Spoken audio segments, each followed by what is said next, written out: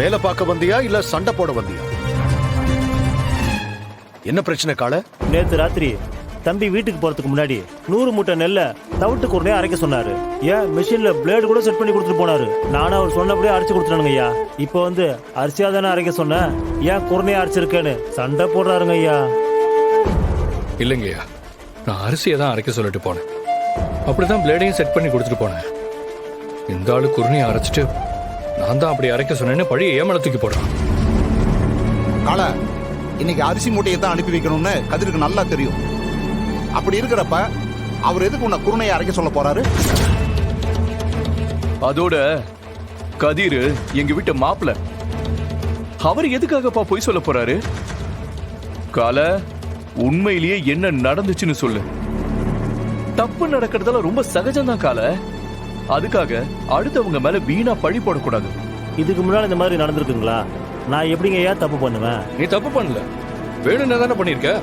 அதனாலதான் என் மேல பழிய போடுற. நீ நேத்து வந்தவன் தான். காளை எத்தனை வருஷமா வேலை பார்க்கறான்னு தெரியுமா உனக்கு? வயசுக்காவது மரியாதை கொடுக்க வேண்டாமா? அப்ப யாரால நடந்ததுன்னு உங்க மனசாட்சிக்கு தெரியும்.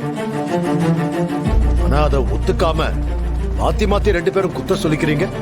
இல்லங்க ஐயா, கதிர் தம்பி தான். ஐயா, இந்த ஆளு தான் ஏன் பொய் சொல்றான்.